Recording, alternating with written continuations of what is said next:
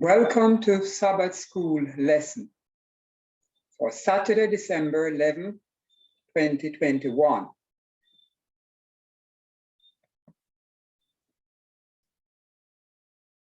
The 11th Torah portion is entitled VAYIGASH, which means, and he came near. This is taken from Genesis 44, verses 18 to Genesis 47, verse 27. What does VAYIGASH mean? VAYIGASH means, and he came near. That is the Hebrew. And that is taken from Genesis 44, verse 18, where it reads, and Judah came near him and said. So that term, and came near him, is in Hebrew, VAYIGASH. So the verse continues, O my Lord, pray let your servant speak a word in my Lord's ears, and do not let your anger burn against your servant, for you are even as Pharaoh. So this is in Genesis 44, verse 18. And here we see Judah pleading with Joseph, his brother, although he did not know that it was Joseph at that time, on behalf of Benjamin. So, summary of Genesis 44, 18 to 47, 27. Judah intercedes for Benjamin, his brother. Joseph revealed himself to his brothers. Jacob learned that Joseph was still alive, and Jacob journeyed to Egypt, where he settled in the land of Goshen. The topic for the Sabbath school lesson is God sent me, and that is referring to Joseph. The Torah lesson is Genesis 45, verses 1 to 8, and the memory verse is Genesis 45, verse 7. We will start reading from Genesis 45, verse 1. Then Joseph could not refrain himself before all them that stood by him, and he cried, cause every man to go out from me. And there stood no man with him, while Joseph made himself known unto his brethren. So this is a King James version, so you can understand the language. And here in the first verse, we see that Joseph could not refrain. Joseph was overcome with emotion. He could not control himself anymore. And this led to his revelation, revealing himself as the brother that they sold into slavery. So what happened in this verse is that while the other Egyptians were around him, he said, cause every man to go out. And that could be paraphrased as, let everyone go out from me. And this is speaking of the Egyptians, not his brothers. And it says, there stood no man with him. That means all the Egyptians left, while Joseph made himself known unto his brethren, or we would say now brothers. So Joseph revealed himself to his brothers.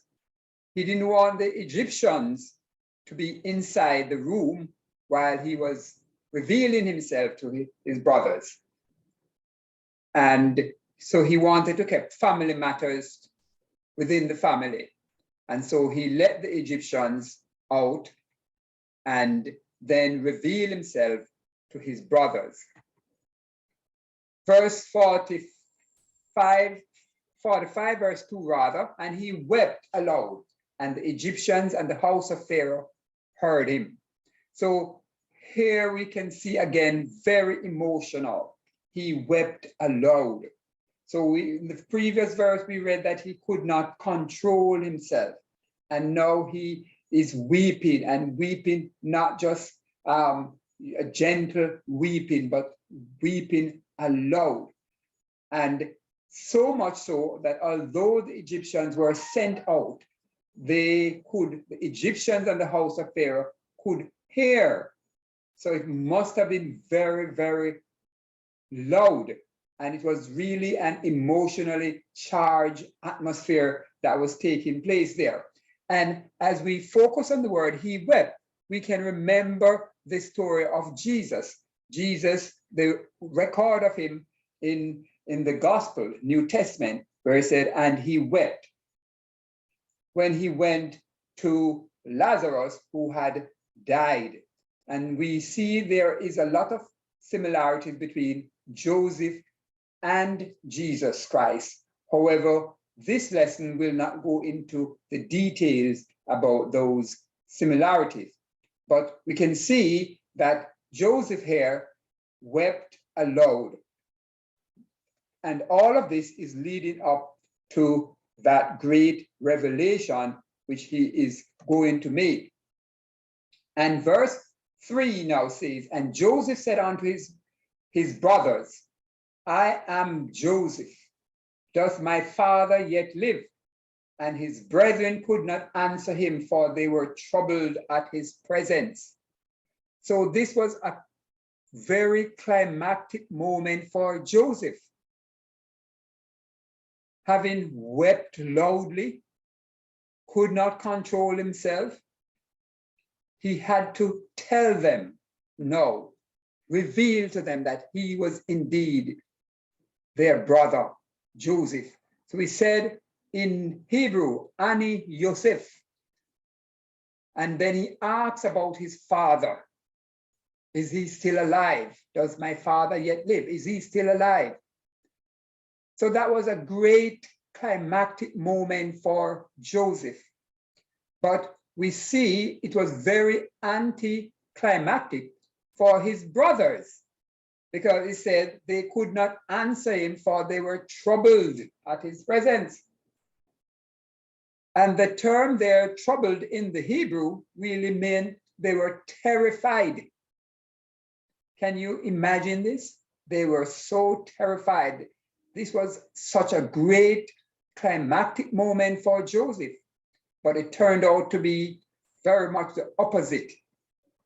The moment they did not want to arrive, that they were now confronting Joseph, their brother, whom they sold into slavery. Literally, they were shocked. They could not respond. They were now coming face to face with that which they had done 13 years ago, because Joseph was sold at the age of 17, and this was now 13 years after, when he was 30 years old. And the next verse 4 says, and Joseph said unto his brothers, come near to me, I pray you. And they came near, and he said, I am Joseph, your brother, whom you sold into Egypt. So we see that Joseph called them to come near. And in revealing himself to them, Joseph was forgiving them. So this is another theme of this lesson, forgiveness of all the things that happened to him, put into a pit, sold into slavery, and his experience in Egypt, very traumatic. However, he was willing to forgive his brothers. And so we see when there is forgiveness, he invited them, because they were shocked, they were terrified, they were troubled when they heard, but he invited them to come near. And that is what we see with forgiveness. For forgiveness brings nearness. It closes the gap, that space, that barrier that separates people. And he said, I pray you. Now that word, I pray you, is a term that usually means, please come near, or I beseech you, or I beg you. And they came near, And then he repeated what he said before. I am Joseph, your brother, whom you sold into Egypt. So he reinforced the point that, yes, he is that one, that same Joseph who was sold into slavery. Verse 5 says, now therefore be not grieved, nor angry with yourselves that you sold me hither, for God did send me before you to preserve life. So having extended the right hand of friendship, of reconciliation, of forgiveness to his brothers, he was also asking them to forgive themselves. He was telling them that they should not be angry with themselves. They should not be grieving. They shouldn't be terrified. They should also forgive themselves. So he offered forgiveness, but they would need to receive it. So he was essentially telling them that they should receive the forgiveness that he is offering them. And he said that you sold me hither.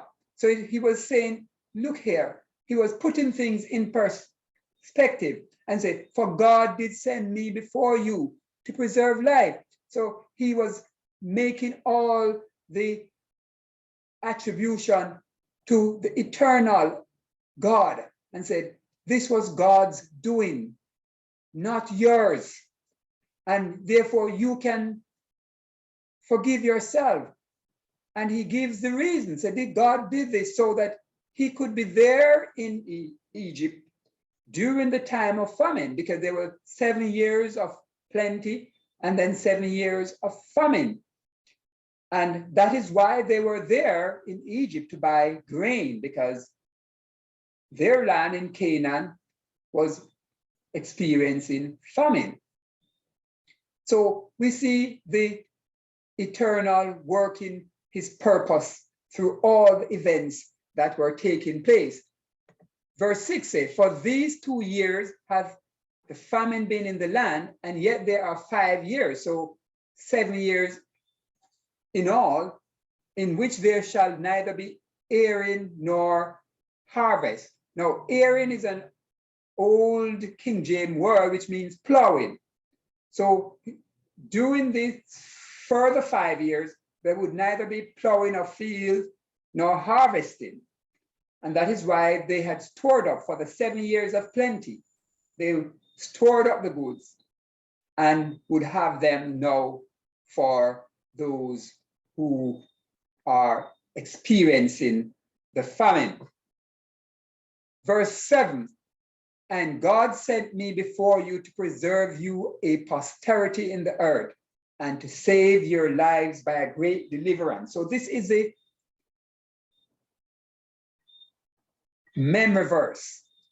And God sent me before you to preserve you a posterity. And that is talking about his family, Abraham, the covenant that God made with Abraham, Isaac, and Jacob. So God is a provider, God who sees the future, and he has made a provision. So he allowed him to be in Egypt and to be in a position so that he could help not only the Egyptians, but his own family. So here he says that sent before you to preserve you a posterity. Posterity is future generation or remnant. So God has his promise with Abraham, Isaac, and Jacob, and therefore God would see them through so that they would not die off until all God wish would come through for the next generation, because we know it is through this lineage that Jesus Christ would come, the Messiah, the Christ. And so God was doing everything to preserve that family line for the posterity, for the future generation that would eventually lead to the arrival or to the birth of Jesus Christ. So this is very important when it is put in the context of God, the great eternal wonder, the Almighty God who sees everything before they happen and who predestined things because of his foreknowledge. And therefore he sent Joseph there to preserve life of the Israelites. And this is very important lesson. Verse 8, so now it was not you that sent me hither, which means here, but God. And he has made me a father to Pharaoh and lord of all his house and a ruler throughout all the land of Egypt. So Joseph was here extolling the virtue of God and the greatness of God in allowing him to be there so that he could be considered a father figure to Pharaoh, because God has given Joseph wisdom to interpret dreams and to make wise decisions about the famine. And Pharaoh adopted it. And Pharaoh appointed him lord of all his house and ruler throughout the land. So Joseph was now second in command. So God had elevated him from the pit, from the prison to the palace. And this is an amazing story. The story of Joseph, the story of forgiveness, the story of overcoming the obstacles, and the story of persevering in faith, the story of maintaining one's integrity. And those are very important characteristics that must define a servant of God. Now we'll look at the summary and application. How can we make this apply to us? So God sent me. That was what Joseph said. We need to personalize this, that we are here on this earth because God sent us. And wherever we are there because God sent us. We must realize that God is sovereign. God is in control. So irrespective of what is happening around you, whether you're going through your trials or your tribulations or your temptations, and sometimes it doesn't seem to even make sense, but you must always remember that God is sovereign and God is in control. So you can gain hope and maintain your faith during this period of your life. When you're in the downhill, when you're in the valley, when you're not on the mountaintop, and you're going through your valley experience, just as Joseph went through his. But be reassured that the mountaintop experience will come, that God will exalt you in due season. So you may be going through a humbling situation now, humiliating situation. You may be in the pit, you may be in prison, but remain faithful to God. God sees, God knows, and he's in control. In due time, although you suffer, in due time you will be exalted. All things work together for good to them that love God, to those who are called according to his purpose. That's something that must strengthen your purpose, your vision, your dream. That all things work together for good.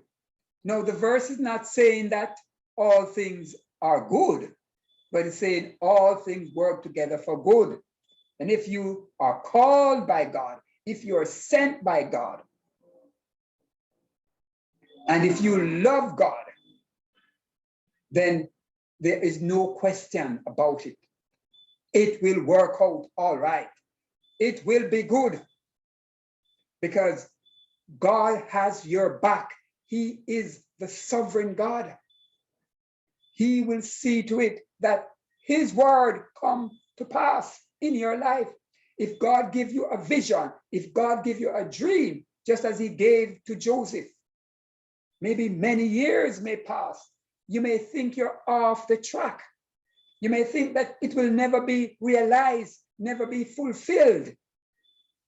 But my friend, I want you to look at the story of Joseph and remember that God will work it out. That you don't have to give up. You don't have to throw up your hands in the air. You don't have to fall away. You don't have to look away from God. You can still be confident in the God that you serve, because all things will work out together for good. Yes, you may be going through bad experiences, unpleasant experiences. Maybe you wish you could escape that experience, that pit, that prison, that dungeon. But all of these are but temporary. There are hurdles in your way, but you must move on, because it's the one who endures to the end that will be saved. You must persevere. Endurance, the strength to go on.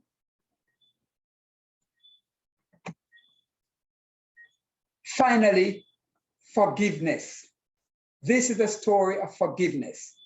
We see the emotional outburst of Joseph. We see the invitation that he invited his brothers to him to come near. And this is the marvelous story of salvation. Salvation is all about forgiveness. All have sinned and come short of the glory of God. We have all fallen short. We have all sinned. But God has provided forgiveness for us. And he gives it. And it is that forgiveness that will bring us close, will draw us near. Because sin separates us. But God, in his infinite wisdom, provided forgiveness through the shed blood of his son, Jesus Christ. And that is what has drawn us near. That is what filled the gap. When there was no one to fill that gap, Jesus stood up and submitted himself to the Father. Cost him his life, his death, but he surrendered all. So forgiveness is for giving to others. It's not something for you to keep, it's for giving. Joseph gave his brother forgiveness and invited them to be near him. They were terrified, shocked, surprised. And once forgiveness is given, you must receive it. Because it can be given and yet not received. You have to receive the forgiveness. You have to draw near. So when the invitation comes for you to draw near or come near, then you must make that move to show that you receive, you accept the forgiveness. His brothers moved forward to him. Scripture says they came near. They overcome that shock.